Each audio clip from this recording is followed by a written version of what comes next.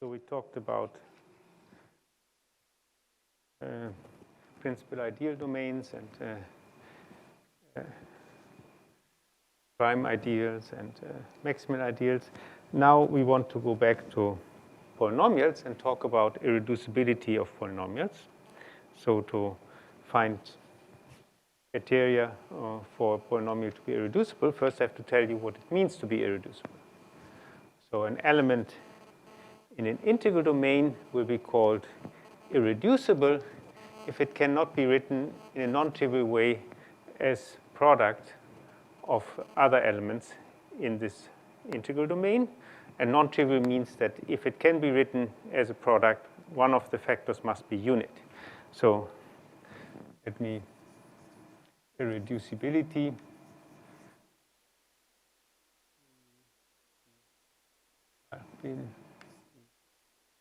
of polynomials.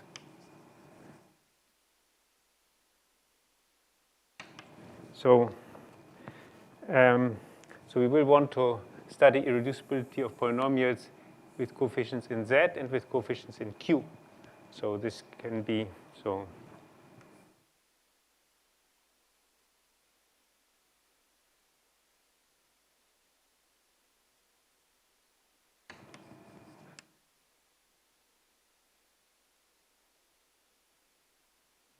in Zx or Q of x. This can be generalized from Z you can go to so-called unique factorization domains, but I will not need it, so I just concentrate on Z. So first I have to tell you what it means for an element in a ring to be irreducible. So definition.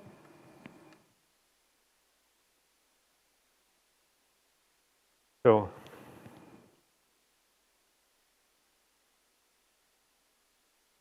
let R be an integral domain.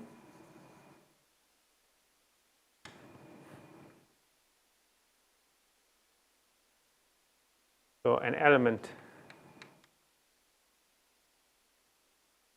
A in R is called, or maybe I call Q in R is called irreducible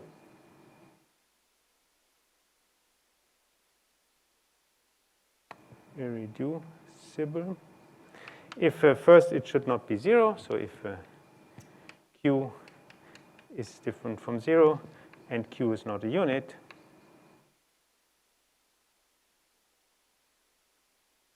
so we don't want the trivial cases. And whenever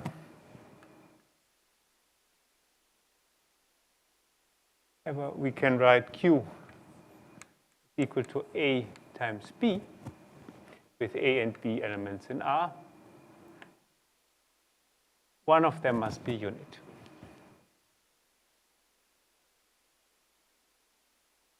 Is a unit, or B is a unit. Okay, so as I said, it means you cannot write it in a non-trivial way as a product of two other elements. Obviously, you can always take, you can always divide by a unit. So what are examples?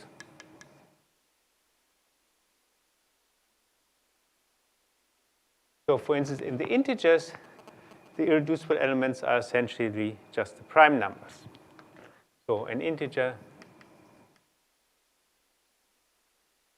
Q in Z is irreducible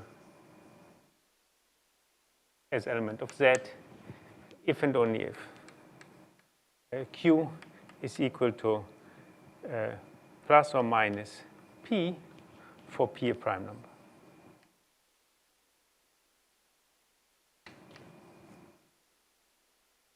And that follows essentially immediately from the definition.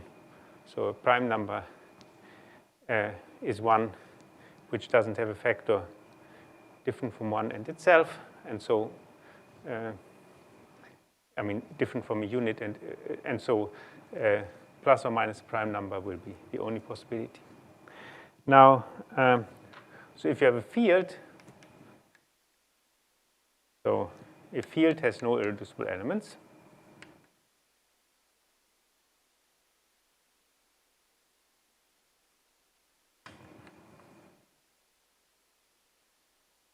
Well, this is just a definition. We have every element is either a unit or 0, and we have excluded those. And let's look at the polynomials. It's actually an interesting question which polynomials are irreducible, but we can at least find some examples of irreducible polynomials. So if K be a field, and we take a non-zero element in the field, and B some other element in the field, then the polynomial AX plus B is irreducible.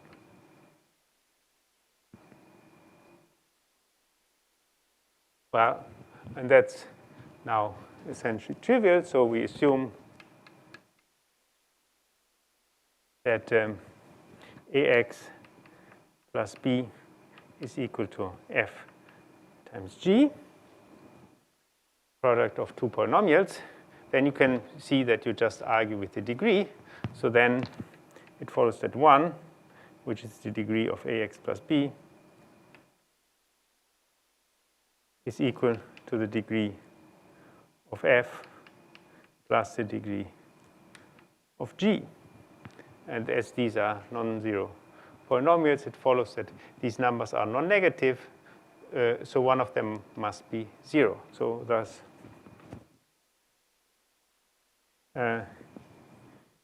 degree of F is equal to 0, and thus F is a unit, or the degree of G is equal to 0, and thus G is a unit. Okay.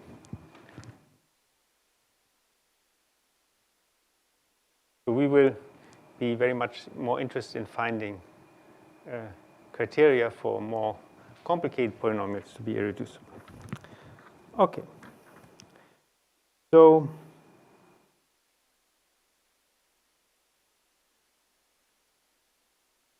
where am I?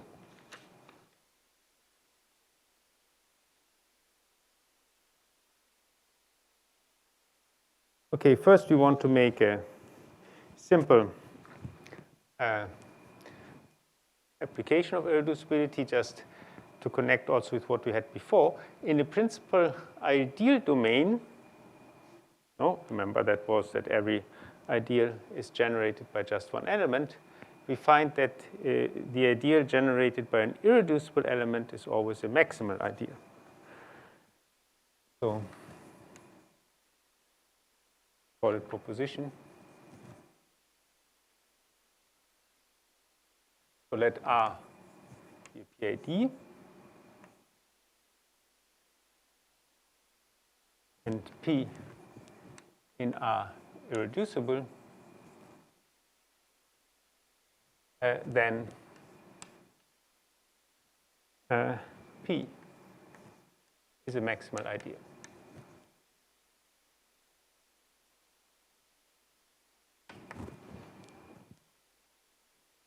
We will soon apply this in the case of polynomial rings. So this is quite simple. It's essentially directly from the definition, so we just have to write down definitions and it's clear. So let I be an ideal in R which contains P.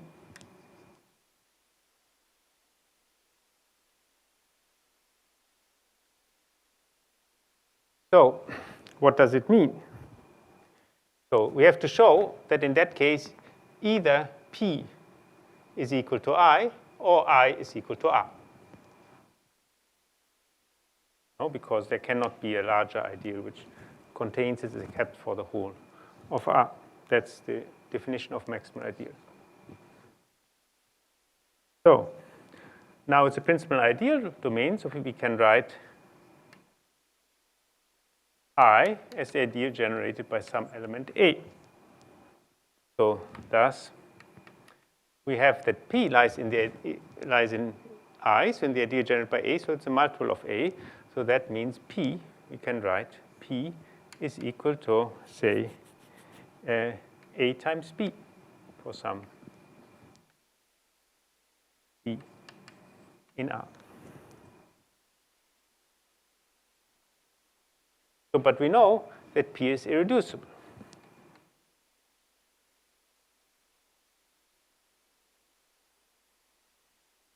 So it follows that either as P is a product of two elements, one of them must be a unit. Either A is a unit, and we know that the ideal generated by a unit is the whole of the ring. And so that's fine. Or B is a unit. And we know that two elements generate the same ideal if they differ only by multiplying by a unit. So in that case, it follows that I was A is equal to the ideal generated by P. Okay, so this is just directly from the definitions. But so the case where this interests us is is in the case when we look at the polynomial ring, or when R is a polynomial ring over a field, and we look at an irreducible polynomial, that will allow us to make a so-called field extension, so to construct a field which contains the field we started with. So let's write it down. Corollary. Let K be a field.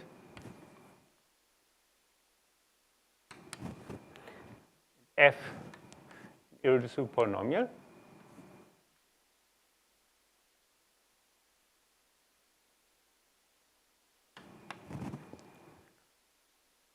Then, if I take Kx divided by the ideal generated by F is a field containing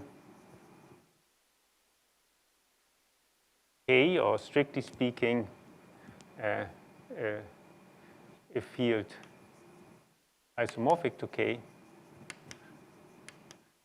a subfield. So a subfield is just a subring which happens to be a field. Okay, so and such a thing, we would say that this is a field extension of K. So we have found have K in a larger field, and this field extension is somehow given by, can be given in terms of this polynomial F, and we will study that in the next chapter more carefully. So here, however, it's almost obvious, this statement, because if F is irreducible, it generates a maximal ideal, so this thing is a field. So F irreducible follows F is a maximal ideal.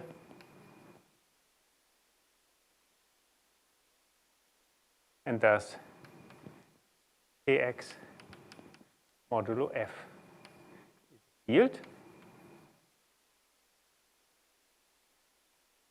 And if we look at the natural projection, so pi from Kx to Kx modulo the ideal generated by F, this is, if I restrict this to, so this is natural projection.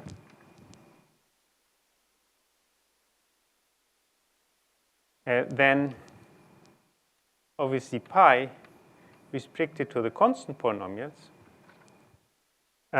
is injective.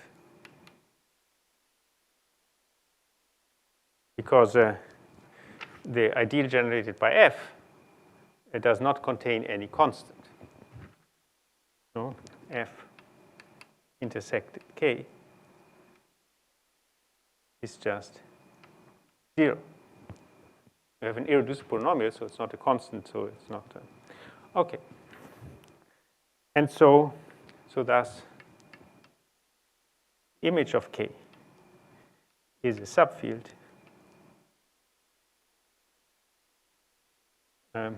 of kx modulo f isomorphic. Okay. And usually one will want to be, as in this statement, a little bit careless and just say that k itself is contained in this. And it makes sense. It's just the, the equivalence class of constant polynomials. Okay. We'll look at it again later. We will see that actually this has a very nice property, namely that you get this field extension, so a bigger field which contains k, with the property that in this bigger field, the polynomial f actually will have a 0. You can maybe think about what this 0 might be. But we will anyway study this, come back to this later. So now,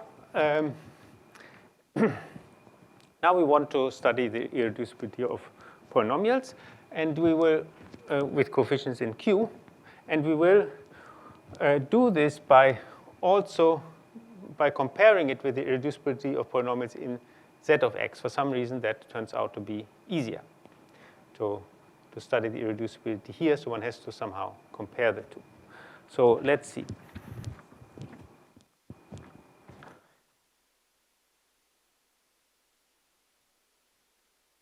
And so first I introduce a word. So a polynomial with coefficients in Z will be called primitive if its coefficients are relatively prime. So that means if a greatest common divisor of the coefficients is 1.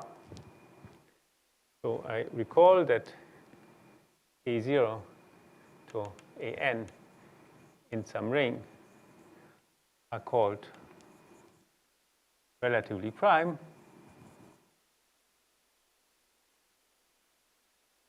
I'm not sure whether I actually wrote it down, but anyway, so they are called relatively prime if a greatest common divisor of A1 to AN is 1. I mean, a greatest common divisor is only well defined up to multiplying by a unit, but okay. So this is also like one uses it for integers. And now we have this definition. The polynomial f in kx in zx is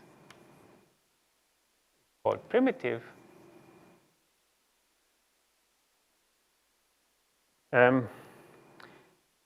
if its coefficients are relatively prime. So maybe I write f equal to sum I equals 0 to n a I x. So the I is called primitive if A0 to AN are relatively prime.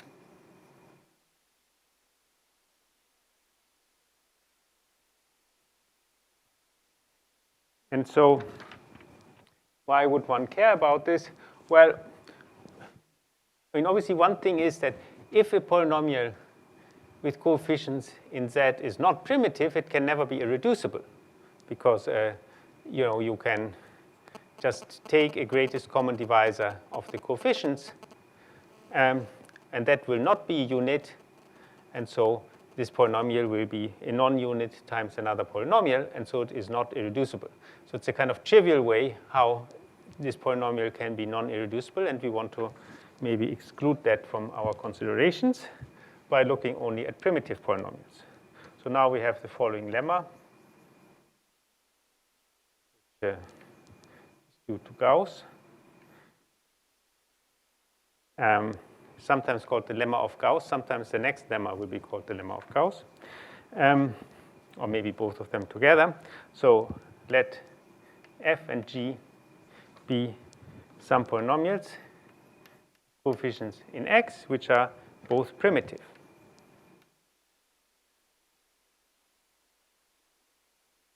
Then, it's a rather harmless statement, also their product is primitive.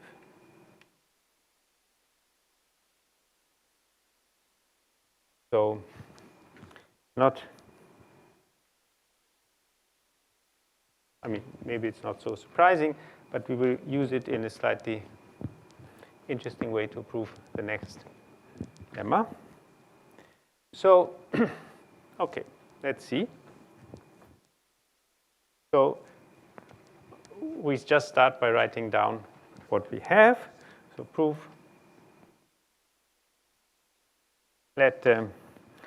So we write out f equal to sum I equals 0 to n ai x to the I, and g equals sum j equals 0 to m bj x to the j.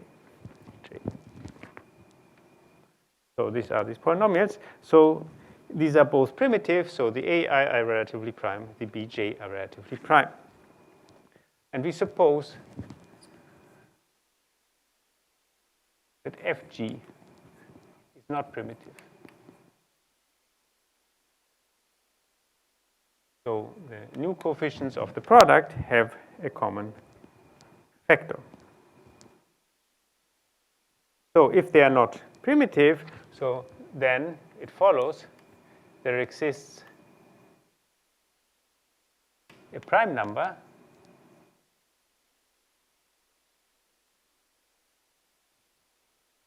first there exists which divides all the coefficients of f times g. First there exists some integer, which is not a unit, which divides all the coefficients, and then you take a prime factor of that. So which divides all coefficients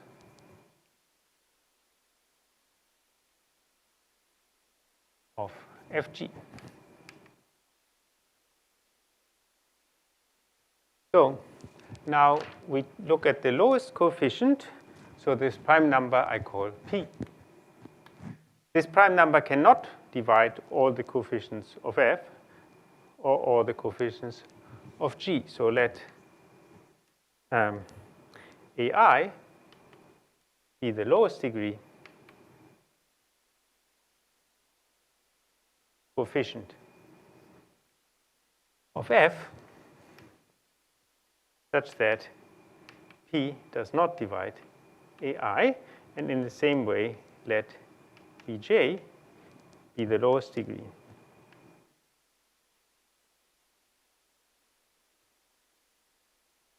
coefficient of g such that p does not divide bj. And now, obviously, it's set up in such a way that something should go wrong at the coefficient of f of degree I plus j, because then these two things come together when we multiply it out. And this actually will happen.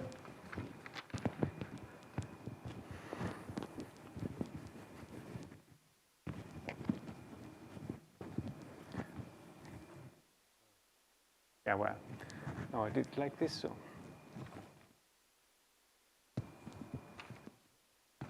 so we compute the coefficient of x to the I plus j of fj. So the coefficient of x to the I plus j of fg is what? You remember, it's just the sum of all a k times al, so that k plus l add up to I plus j. So this is ci plus j, which is equal to, well, one product is ai times bj. Then we have, it could be that k is bigger than I, ak times bi plus j minus k. And we can also have that it's the other way around.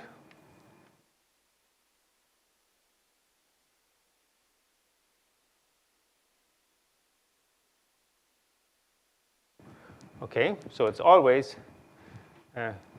Ci plus j is the sum over all k, ak, bi plus j minus k. And now either k is equal to I, or it's bigger, or it's smaller. So if k is bigger than I, then so what was our assumption? That ak was the smallest, so that it doesn't divide it. So therefore,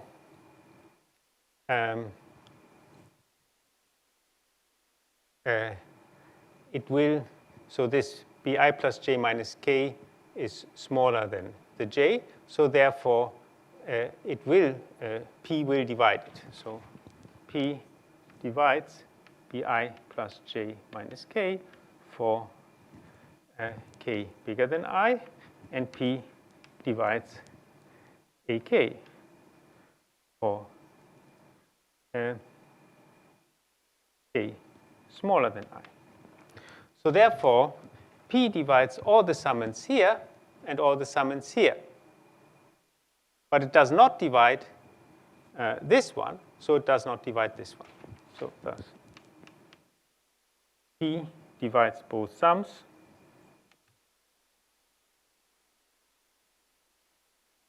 But not ai bj, because it divides neither ai nor bj. Thus, p does not divide ci plus j.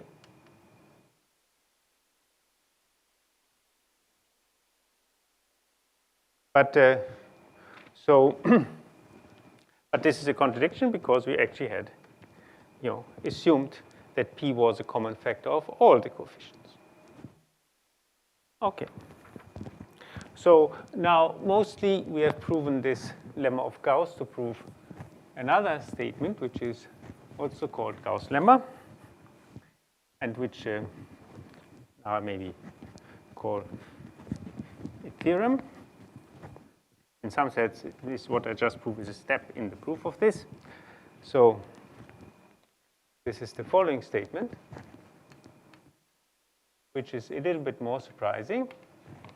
So if I take a non-constant primitive polynomial with coefficients in Z,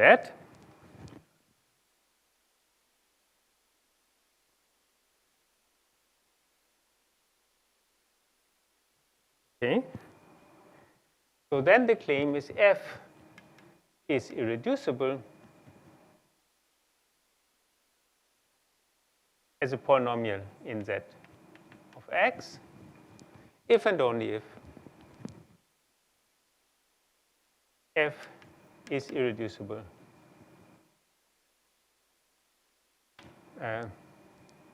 in Qx. So if I cannot write f as a polynomial, so it is equivalent to be able to write f as a polynomial as a product of two polynomials with integer coefficients, or as a product of two polynomials with rational coefficients. And that doesn't seem to be obvious, because it would seem that it's easier, that there might be more possibilities to write it as a product of polynomials with rational coefficients. But the claim is that for primitive polynomials, irreducibility is equivalent. So according to what I just said, the easy direction should be this. If f is irreducible over Zx, so if I cannot write it as a product of two polynomials with integer coefficients in a non-trivial way, then I also cannot do this with coefficients in Q. But let me see, is this the right? No, that's precisely the non-trivial direction. So let's start with the U1. So let f So, and I do this by contraposition. So let f be reducible in Zx. So that means then we have to show it's also reducible in Qx. So thus we can write f equal to g times h, with g and h both non-units in Zx. So if the degree of g is equal to 0, then it follows that that g is constant.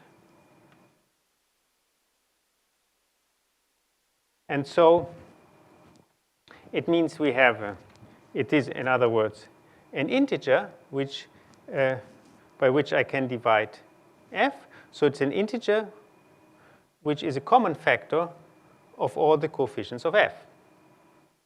So which means precisely that f is not primitive. Then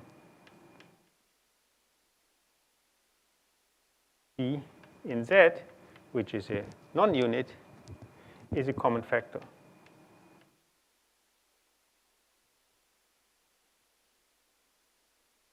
of all coefficients of f, thus f is not primitive.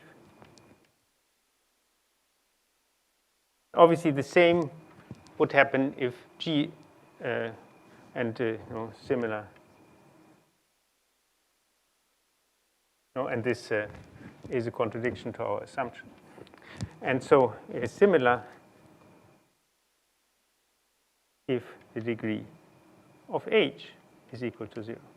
So therefore, we have that the degree of both g and h are positive.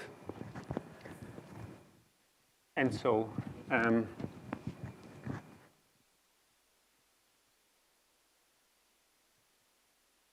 where am I?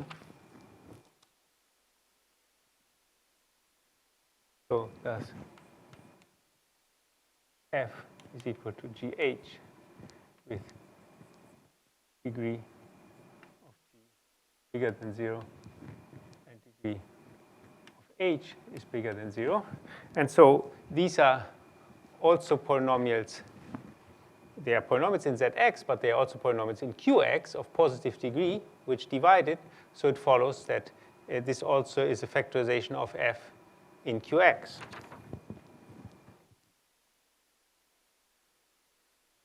F is reducible in Qx. Okay, so this was quite simple. Obviously, the point was just we have made this assumption that it's primitive so that this little thing works, and to exclude that the statement is trivially false. But then it's quite easy. Now let's look at the other direction.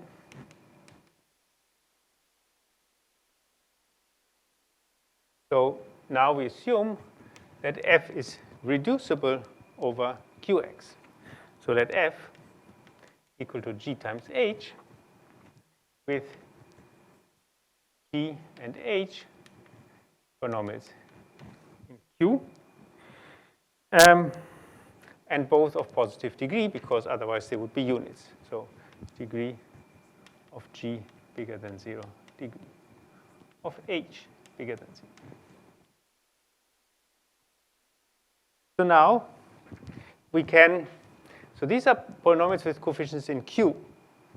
But obviously nothing can hinder us from multiplying all the coefficients with their denominators.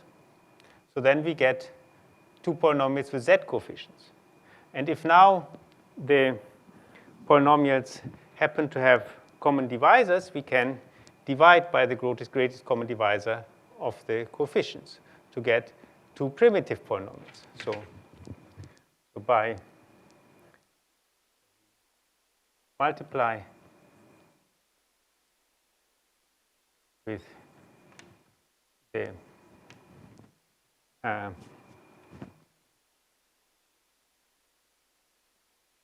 denominators of the coefficients of G and H, and afterwards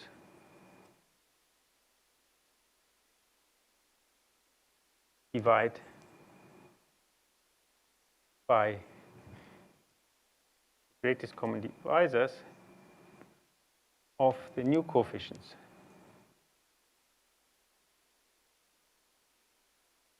After multiplying, both the greatest we divide by the greatest common divisor of the new coefficients that we get for G by multiplying by the denominators, and we divide also by the corresponding thing here.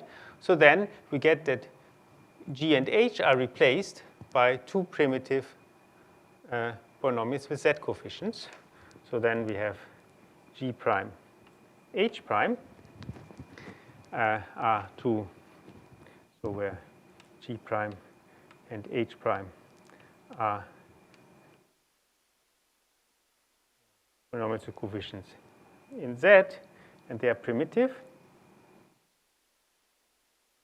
And now what we have done here is we have multiplied by the denominator, so by some rational numbers, and then we have divided by something else. So we have altogether multiplied by some rational number. So we get F can be written like this, with A and B, Z. And we can, if there are common factors between A and B, we can divide by the common factors so that A and B are relatively prime. You can assume A and B are relatively prime.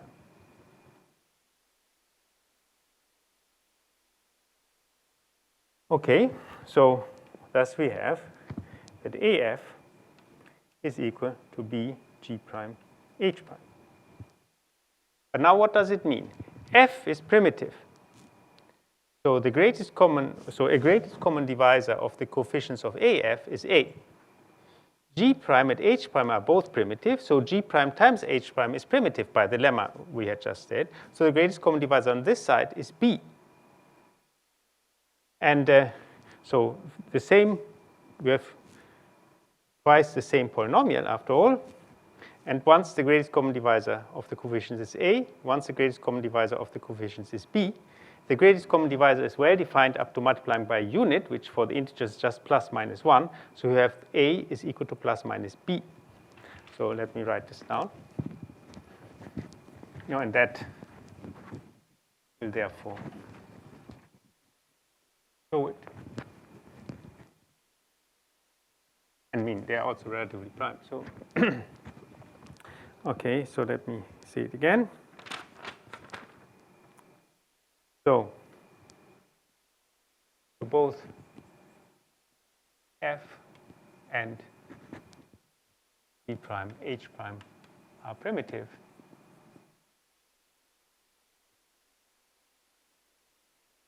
So thus, this here was, after all, the Gauss lemma.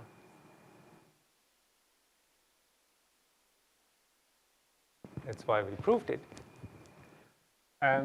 Thus, the greatest common divisor on the left-hand side is A, and the greatest common divisor on the right-hand side is B. But we know that the greatest common divisor is well defined up to multiplying by a unit, so we must have that A is equal to plus or minus B. And in addition, we had assumed that A and B are relatively prime, so we have, therefore, we must have that, for instance, we can choose A to be 1, then B is equal to plus minus 1. So thus, A is equal to plus or minus B. So as A is relatively prime. So thus, you can just write like this. f is equal to plus or minus g prime times h prime. And so now we have written f as a product of two polynomials with coefficients in z. So thus f is reducible in zx.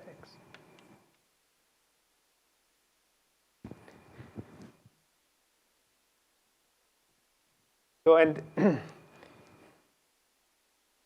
so I want to immediately give an application of this, which is a very well-known criterion for irreducibility of polynomials. It's not so it's a criterion which is extremely easy to apply, as you will see. It doesn't apply very often, but when it applies, it's extremely simple. So therefore, we have some criteria for irreducibility.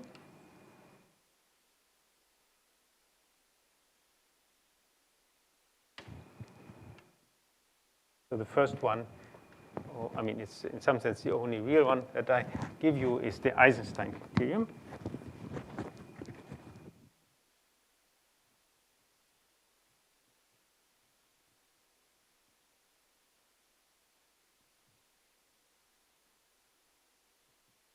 So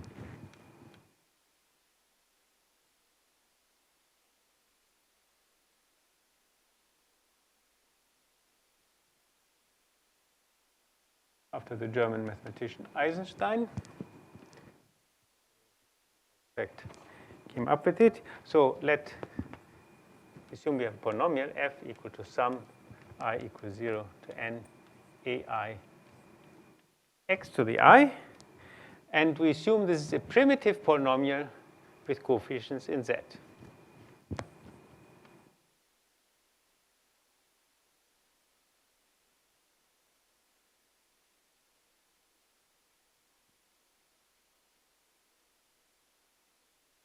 And now we may have this strange criterion. So assume there exists a prime number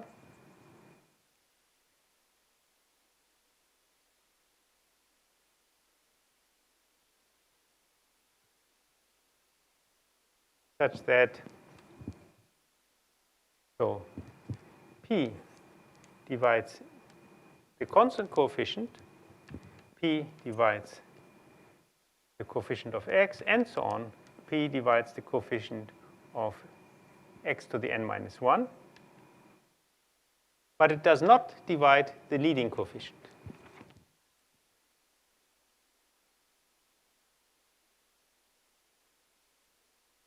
And in addition, it also, p squared does not divide a0.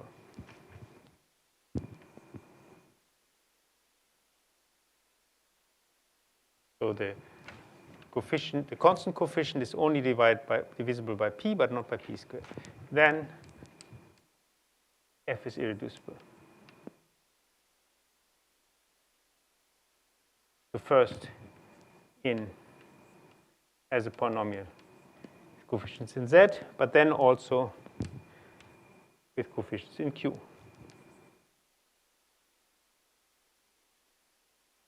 Because it's a primitive polynomial. Okay.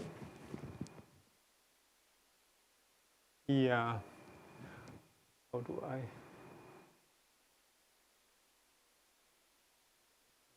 So far away, but anyway, let's see. So, you can see, I mean, in some sense, that doesn't seem to be very obvious. What does this stupid thing about these prime numbers, this prime number have to do with irreducibility? There's no obvious reason. But maybe the easiest is to just see what happens if we write it down, what these conditions mean. So,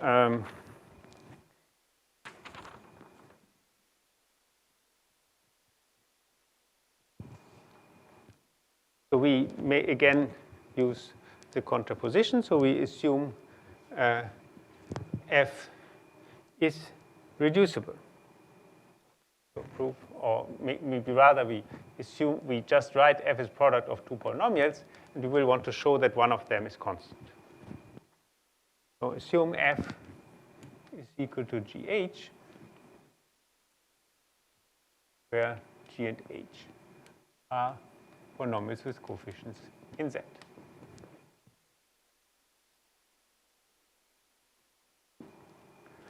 So we have to show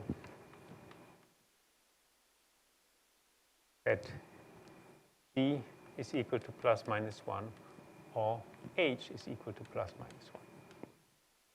For that, it's enough to show it's constant. So let's just write it down. So let G sum I equals 0 to say K bi x to the I. And so the bk should really be the leading coefficient. So with bk different from 0, and h equal to sum j equal 0 to L. Where do I want to be? Oh, yeah. C j x to the j with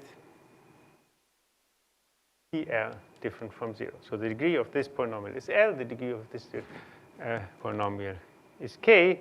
So then obviously it follows this was a polynomial of degree N. So we have that N is equal to K plus L, and AN is equal to PK CL, because that's the only way how I can get there.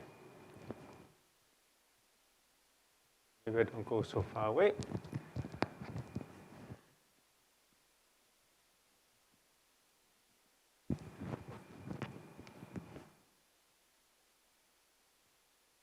So now let's see. Now we have to use our assumptions.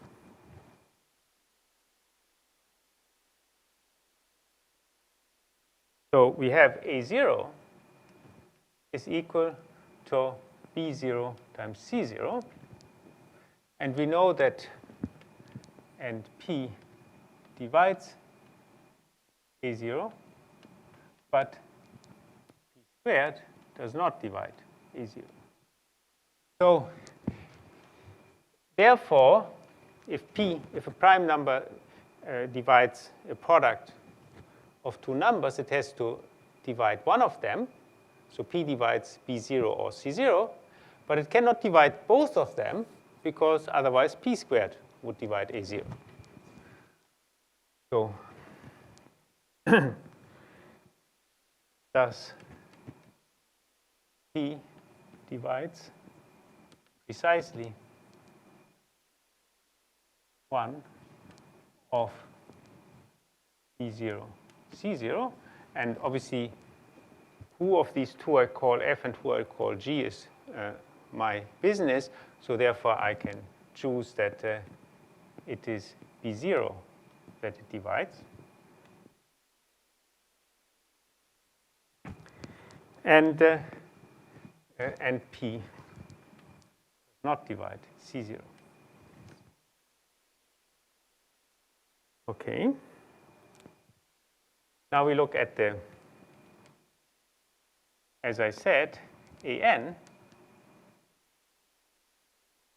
is equal to C, for them, CK, no, BK, DL, and P does not divide the N.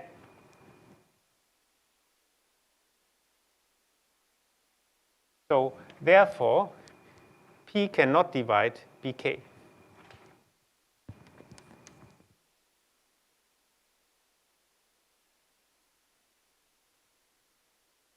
Okay, so P divides B0, but it does not divide BK. So if I start from B0, B1, and so on, there will be a last one which it divides. Or maybe which one did I want? Or there will be, say, a first one which it doesn't divide. So it doesn't divide it does divide B0. Maybe it divides B1 or not, and so on. But it will divide all up to a certain point, and then after that, it does not divide all of them. So thus, there exists a number J, which lies between 1 and K, such that P divides Bi for all I smaller than J, and P does not divide Bj. But now, if we think about it, it's a bit curious what this J will be. I mean, what I will want to show is that this J actually will finally have to be equal to n, and this will force H to be constant. And so why is that? We have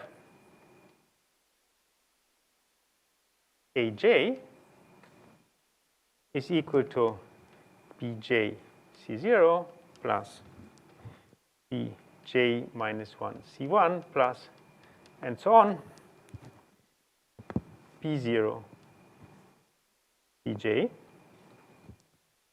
Okay, no, just this sum. And now, what happens to P? So by definition, by whatever our definitions, P does not divide Bj C0, because we know it doesn't divide C0, and we have defined Bj in such a way that P does not divide Bj. So it doesn't divide the first sum. But it divides all the others, because here these are some Bi's with I smaller than J. P divides divides all other sums.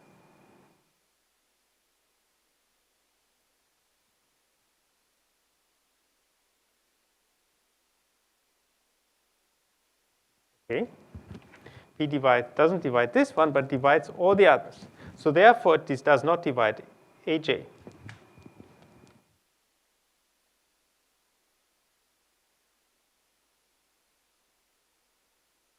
But remember how this thing was set up. P was supposed to divide all the AI except An. So the only possibility is that Aj is equal to n, that J is equal to n.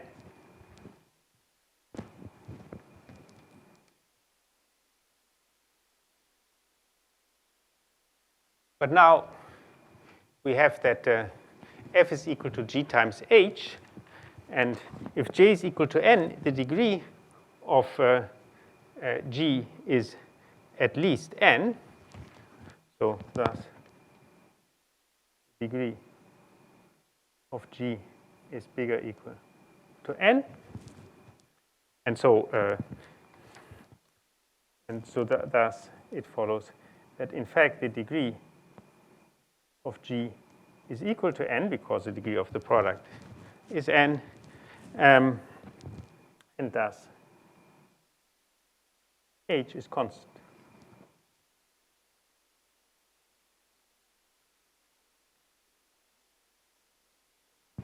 So h has to be constant, and as f was primitive, this constant must be plus or minus 1.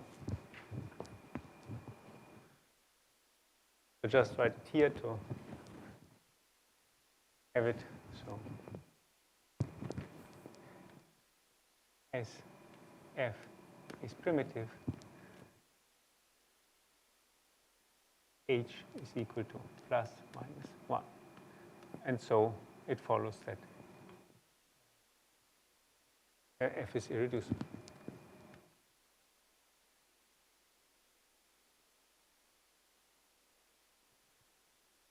Okay.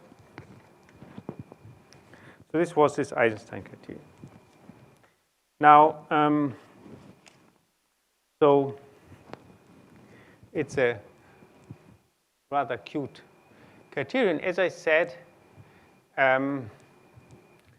it is of some limited usefulness in that it doesn't apply all that often. You somehow have to look at particularly nice polynomials so that you can apply it. But on the other hand, if it applies, you see it immediately, and it's extremely easy to check. So I only have some other very simple, so I can maybe give a couple of examples to see also how simple it is. And then I give a couple other, and then I say a few more simple-minded ways how you can check whether a polynomial is irreducible, even though it's kind of not so powerful. In general, it's not an easy question to decide.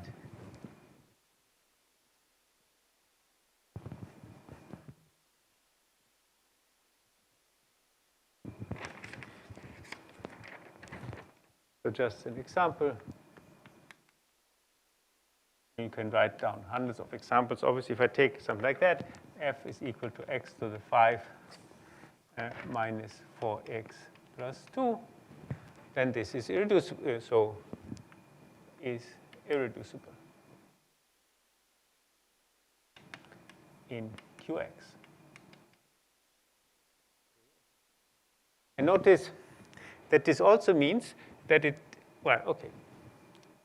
And you wouldn't otherwise, if you wanted to look at this thing and see whether it has a factor of smaller degree, that would be maybe quite difficult. But like this, it's just that directly because we apply the Eisenstein criterion for the prime 2.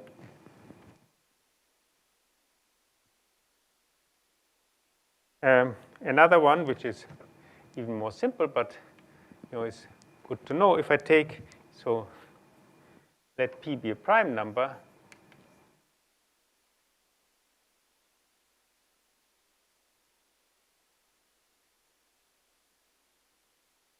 and I take any integer, then x to the n minus p is irreducible over Q, Qx for all positive integers n. Okay. So we can never write such a simple polynomial as a product of two other ones. Now I want to give some other simple-minded ways how to check irreducibility. So some simple, say, tricks. It's not really, it's just very simple to prove irreducibility. So the first one is the following remark. If I have a polynomial of very small degree, say 2 or 3, then being irreducible means the same as not having a 0. So this even holds over any field. So let K be a field. F in Kx, polynomial of degree 2 or 3, then f is reducible if and only if f has a 0. And that's obvious because if I write f as a product of two polynomials, none of which are constant, then one of them must have degree 1. So if f is equal to g h, then g or h has degree 1. So with h non-constant has degree 1, and so therefore a polynomial of degree 1 is of the form ax plus b. And so we see the 0. So thus b divided by a is a 0 of f.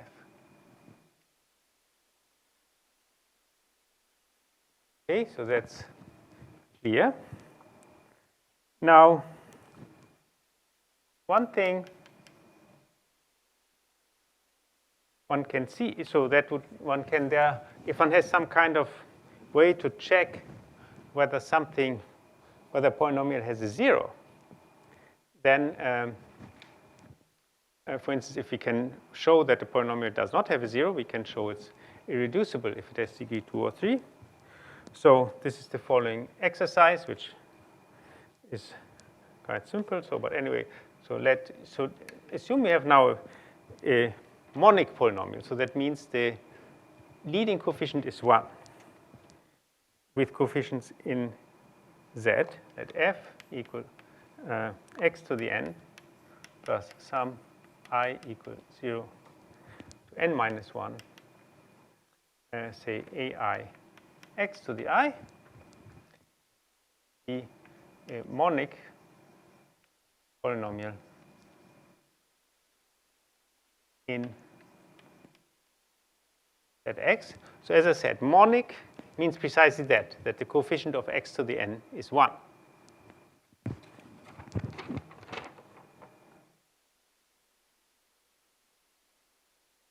So then any 0 of f in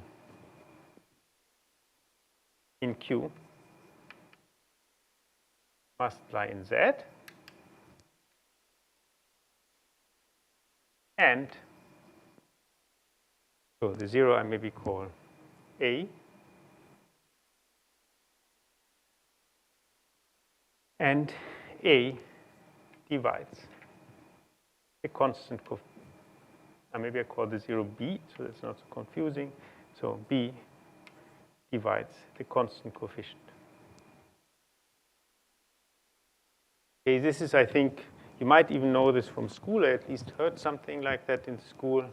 That was called the root theorem of Vieta, so some very old Italian mathematician, some very long time ago. Anyway, this is an exercise. Can be checked quite easily. I think I might have given it to you, or I will. So then, clearly, so thus, to see whether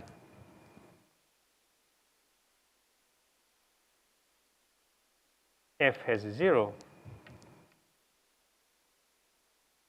in Q, just check for the divisors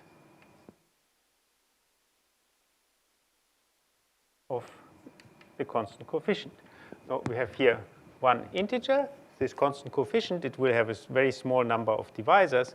We just can put every one of them instead of x into f, and we get some number. If we never get 0, then this polynomial doesn't have a 0 in Q. And if it has degree 2 or 3, then it means it's irreducible. Okay, that's very simple. We can also, instead, sometimes we can simplify our task by substituting something into x, by replacing x by something else. So just shifting x, to replace x by x minus a for some a. Maybe it gets into a shape that we understand better.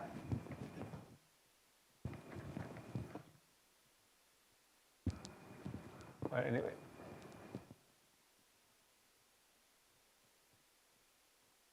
I just introduce this because I'm going to use it to show that a certain polynomial is irreducible, which is useful later. So it's the following remark. So again, we take a polynomial.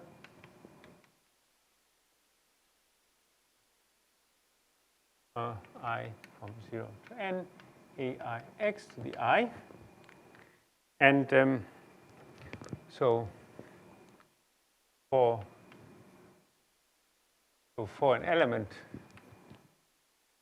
b in K, so this is the polynomial coefficients.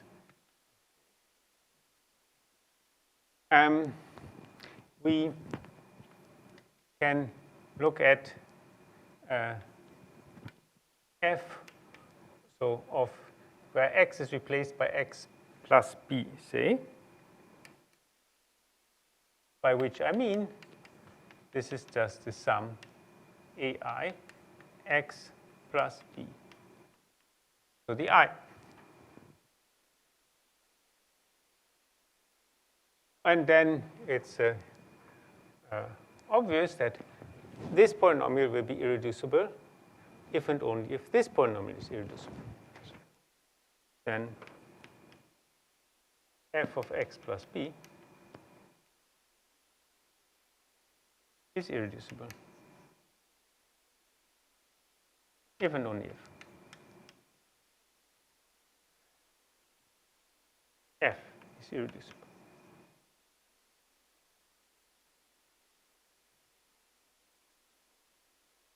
So this is just, if I look at the map, maybe I call this sigma, whatever, sigma b from kx to kx, which sends f to f of x plus b. This is a ring isomorphism.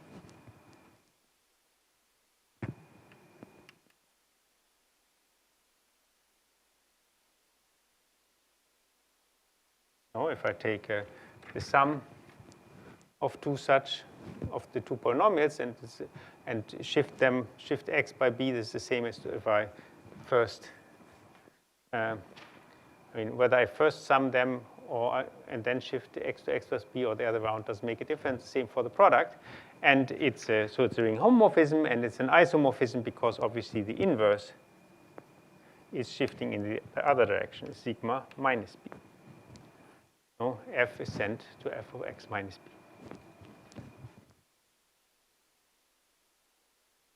Okay, and so thus, if I have an isomorphism, it will send reducible elements to reducible elements and irreducible elements to irreducible elements, because it sends the product to the product. So thus, f sigma b sends irreducible elements to irreducibles and reducible elements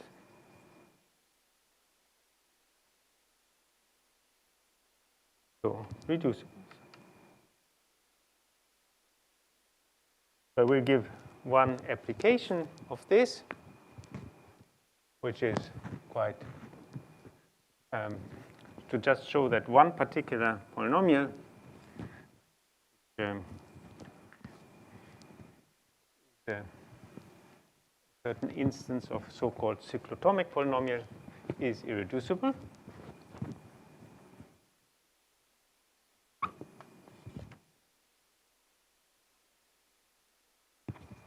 So example, let P be a prime number.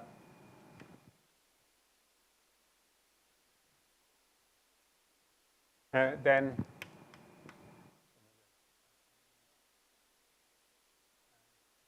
the following polynomial f equal to x to the p minus 1 plus x to the p minus 2 plus and so on plus x plus 1 is irreducible.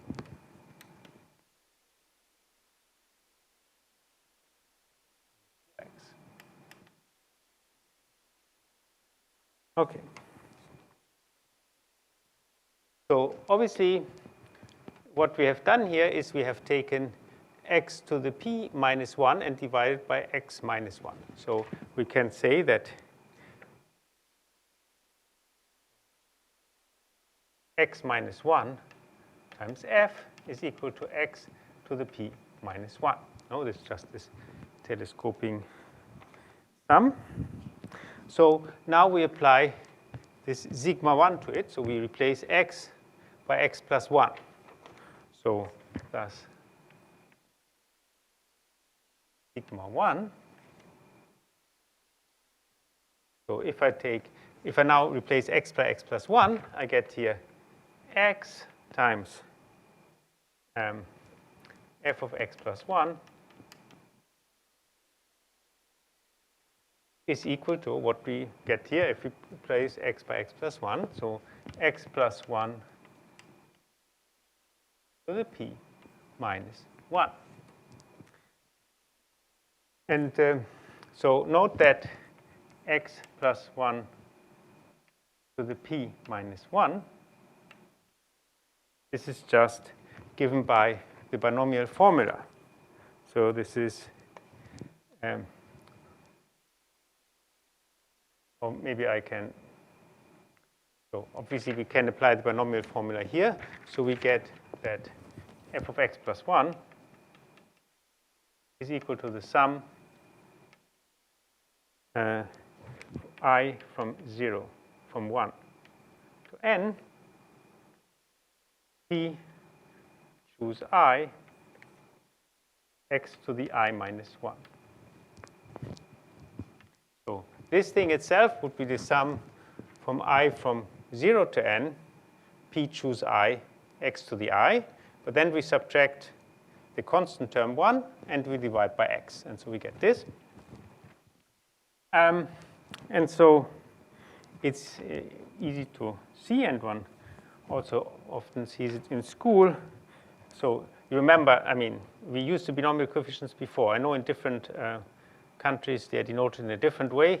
So just remind you once again, this is p choose I is equal to p times p minus 1 times and so on times p minus I plus 1 divided by 1 times 2 times I. Okay, so it's standard, and we had something similar before. It's easy to see that p divides p choose I for I from 1 to p minus 1. I mean, if you can work it out. It's but I mean it's but p obviously does not divide p choose p. So sorry, p choose p, which is 1. Okay. So, and clearly, p squared does not divide p choose 1, which is p. So therefore, the criterion for the Eisenstein criterion is precisely satisfied. And so by the Eisenstein criterion, this f of x plus 1 is irreducible. So it's written here.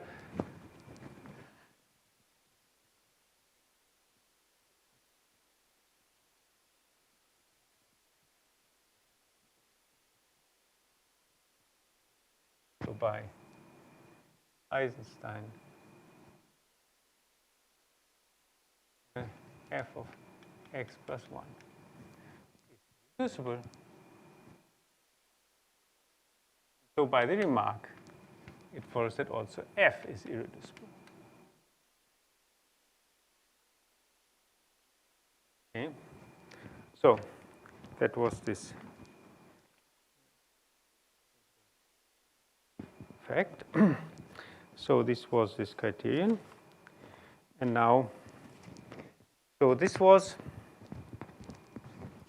everything I wanted to tell you about rings, because I mostly do these things about rings as a preparation for the part about fields, except for introducing the language, which will also be useful for those who want to study algebraic geometry with me later in the next semester. So, so now we want to talk about fields, and in particular about field extensions and Galois theory. So I now just have time to say some of the introductory things, and then we will seriously start next week.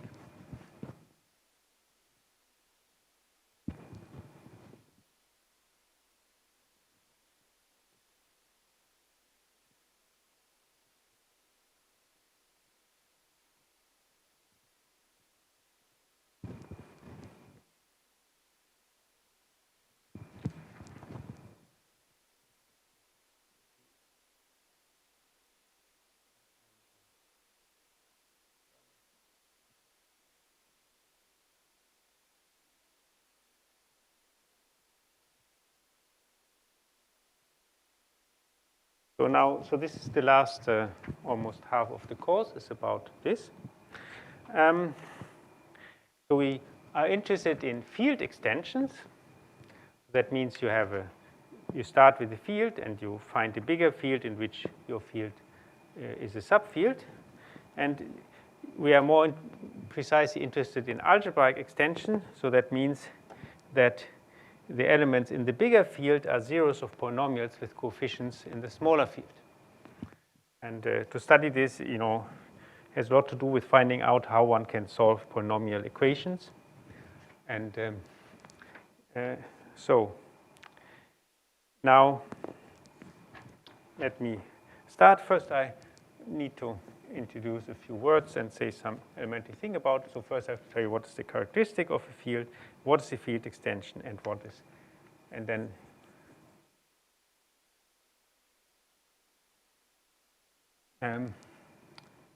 okay, what's the characteristic? So that's very simple. So if you're in a ring, so a ring with 1, like a field, then you can, you have in some sense the number n, which is n times 1. So you add 1 to itself n times. So there are two possibilities. Either if you add 1 to itself many times, it will always be non-zero, or at some point it will become 0.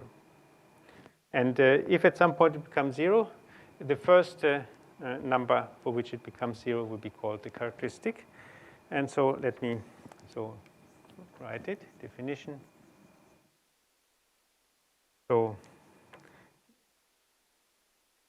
I mean, just to say, in a ring, we have called n, so if A is in R and n is in Z, then NA was defined to be A plus A summed n times.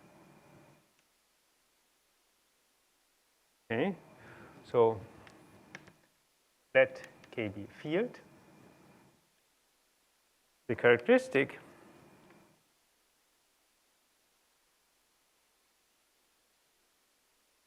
of K is, so it's denoted MTH-ALG K is the smallest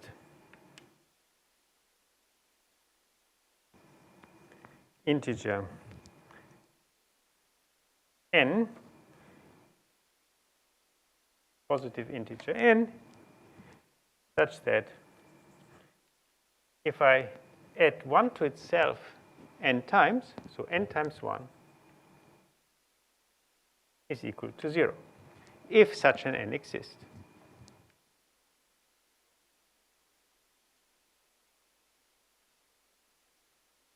Otherwise, we say the characteristic of the field is 0.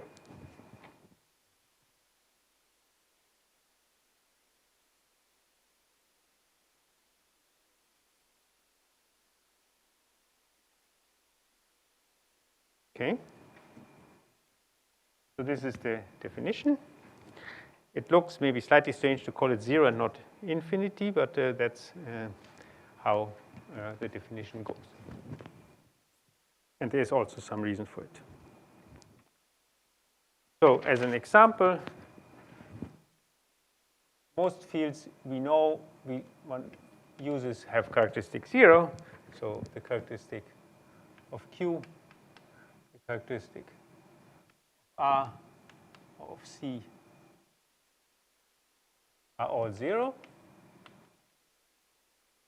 But for instance, the characteristic of the field Fp, remember this was just Zp with the addition and multiplication, which makes it into a field, is equal to P. Because P times 1 is equal to 0 in Zp. So one can remark that this characteristic, if it's not 0, must always be a prime number. So K be a field, then the characteristic of K is equal to 0, or the characteristic of K is a prime number.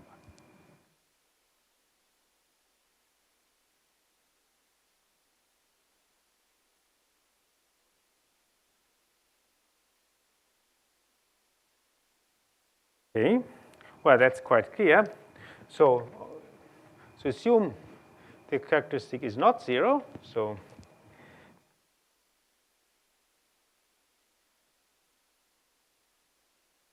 characteristic of K is equal to n, some positive integer.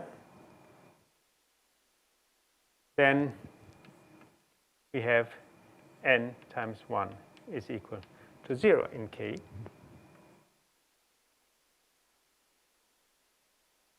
So if n is not a prime number,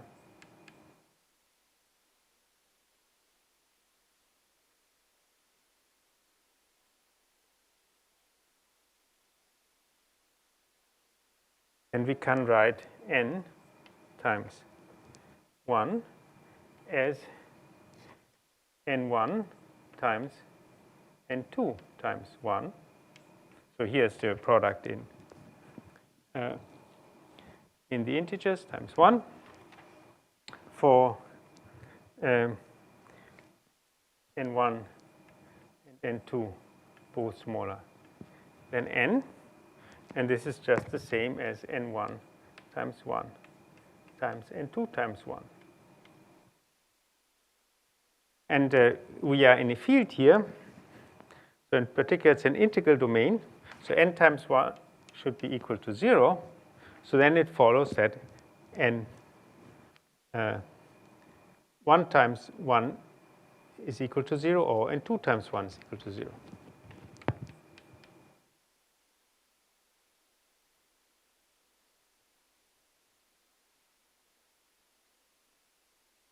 So if n is actually the characteristic, then it should be the smallest possible number for which one gets 0. And if it's not a prime number, we find smaller ones. So that's not possible. Okay. I want to also introduce these words.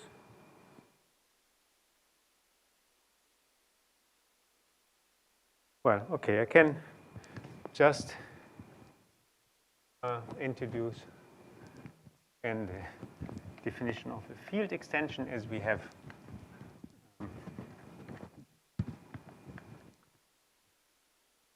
I said this is the topic. So definition.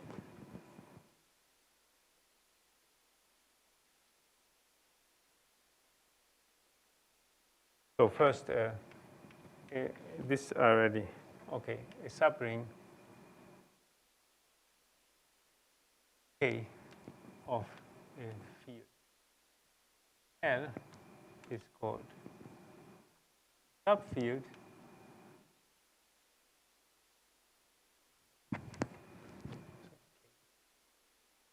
if it's just if K itself is a field.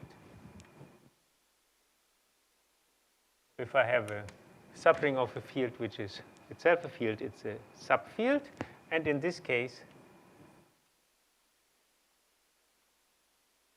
I say that L over K is a field extension.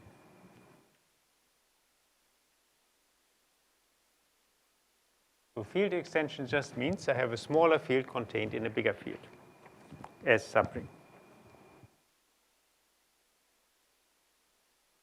Okay. So one thing that we will use a lot is automorphisms of fields. In particular, if we have a field extension, one wants to look at automorphisms of the bigger field, which are the identity on the smaller field. And so this actually, such automorphisms are in some sense the main subject of Galois theory. So I introduce them. So let L over K and say large K over K be field extensions.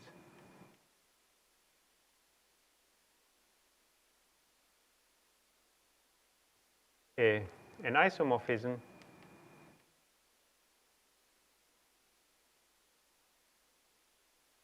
say phi from L to large K is with so phi restricted K equal to the identity on K is called a K isomorphism.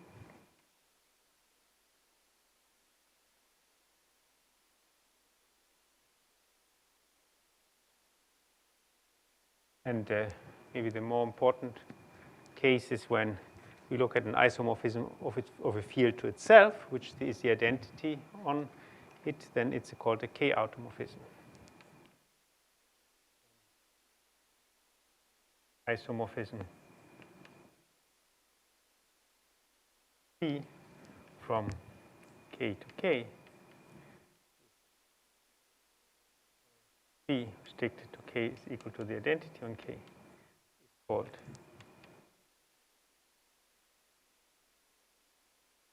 a K automorphism.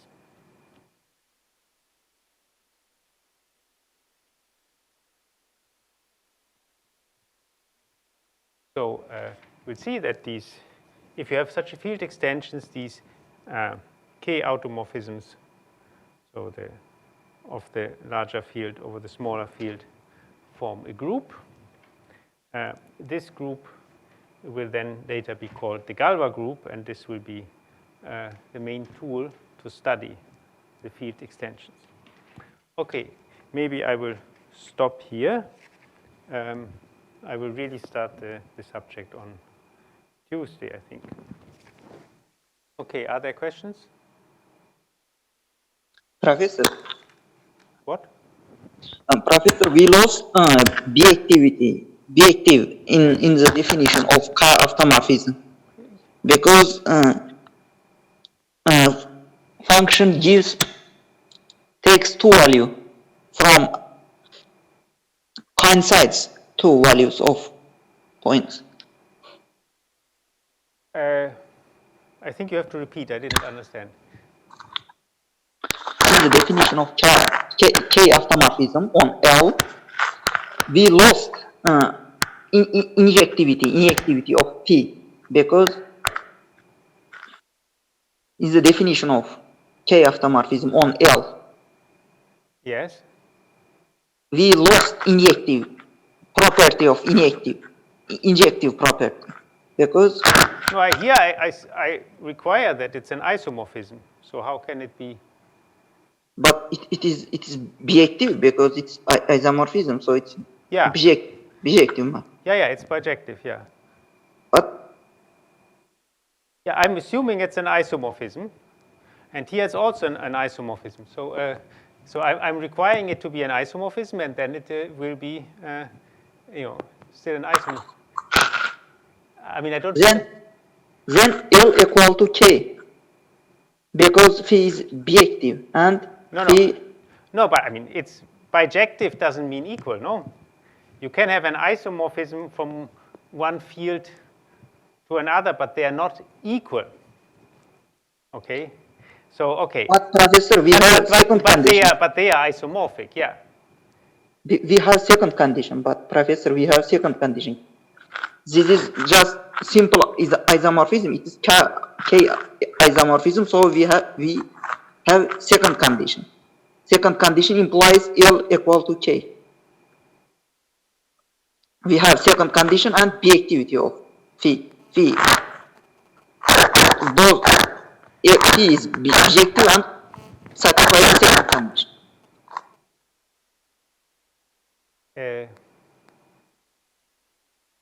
I don't know what the second condition is or whatever. I mean, you have, it's difficult to understand like that. I mean, I think what I said is correct. Maybe you also say something else that makes sense. I mean, one could make different definitions if one wanted, but obviously you don't maybe, if you want, but Professor, what? We get a point from L not contained by K. Let A be that point. Then if A belongs to K, yes, by the definition. If A belongs to K, A is a point of L is not contained by K. Yes. Then if we set if A equal to K, K is a point, is image of A with respect. I mean, there are two different K's. There's a large K and a small K, no? So maybe I shouldn't have called it K. I mean, I can call it F. Okay. I can call it F. Maybe then it's clearer.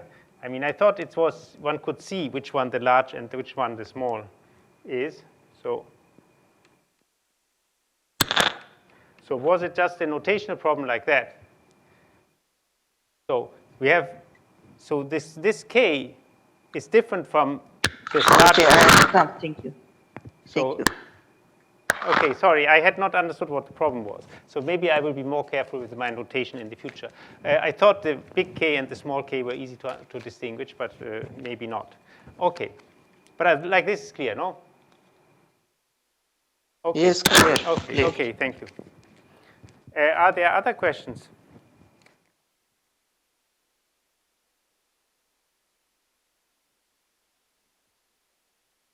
Okay, so then I wish you a nice weekend.